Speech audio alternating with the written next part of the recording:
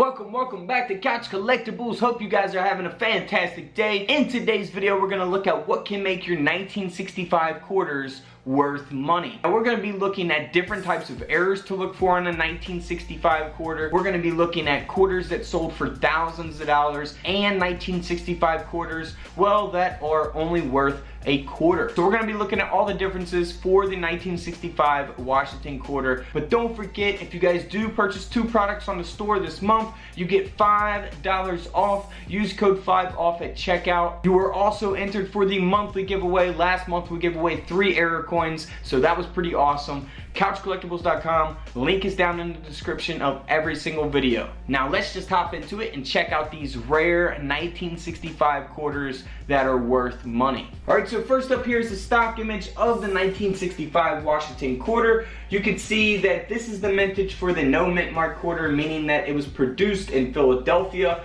Now you can see that they produced over 1.8 billion of these quarters, so how in the world could one be valuable? And that is exactly what we're going to answer. Well, first let's look at a couple errors here. This coin is not extremely valuable, but we're going to look at valuable and non-valuable and look at the difference here in just a minute. But this is actually just an error coin on the 1965 quarter. Now it is off center. You can see that most noticeably to the top right of the coin, and then we see that there at the bottom right, of course, there on the reverse of the coin.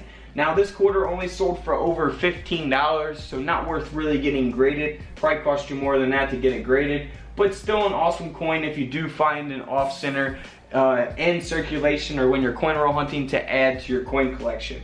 Now this next one is extremely off-center. It's a 1965 quarter that's been struck 35% off-center, and you can see that clearly in the images displayed. Now something like this is going to be much more valuable and more sought after by coin collectors. Now this quarter here sold for over $250. Moving right along to a 1965 Washington quarter that was struck on a nickel planchet. Now this will make the coin extremely valuable, and it also is graded at a mint state 63, so that will give it some value as well. Now if we look at these images of this 1965, you can see there at the top of the coin that Liberty is getting cut off. The design of the quarter can't fit on this planchet because it was struck on a nickel planchet.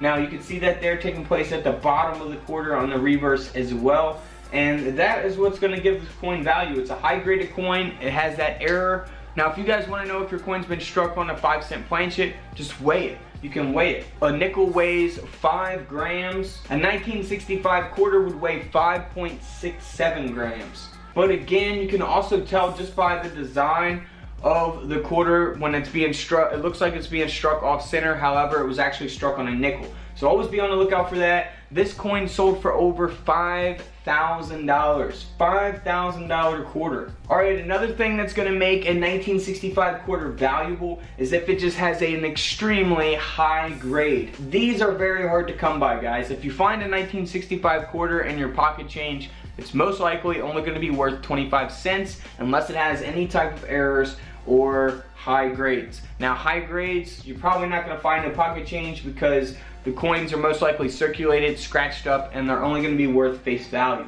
However, this coin here is graded at a mint state 67. The grading scale only goes up to 70, so it's an extremely high grade. Now that is what makes the coin valuable, and that's why this quarter sold for over $2,500. Now let's move on to the error that we've all been waiting for. Now this is an extremely valuable coin.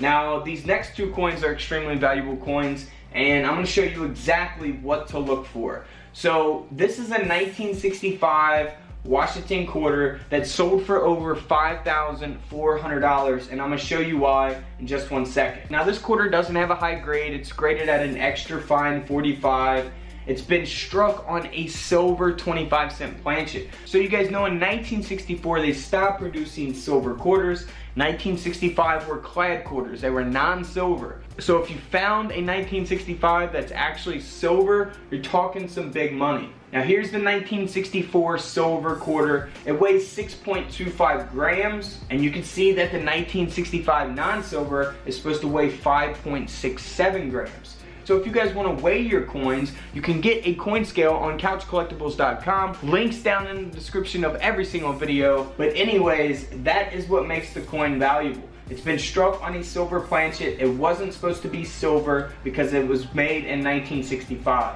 Now this coin here sold for over $5,400. Now this next coin here is also a 1965 that has been struck on a silver planchet, and this coin here sold for over $7,200. So always be on the lookout for those guys. Very simple to look for. You just put your 1965s on the scale, weigh them. Now the weight could vary based on if the coins really wore out or not. However, you should be able to tell the difference between a 6.25 gram coin and a 5.67 gram coin. Alright guys, don't forget to subscribe in the middle if you guys are new. Check out the videos to the left of me, and until tomorrow, I will see you all in the comment section below. This is Couch Collectibles, and this is where I disappear.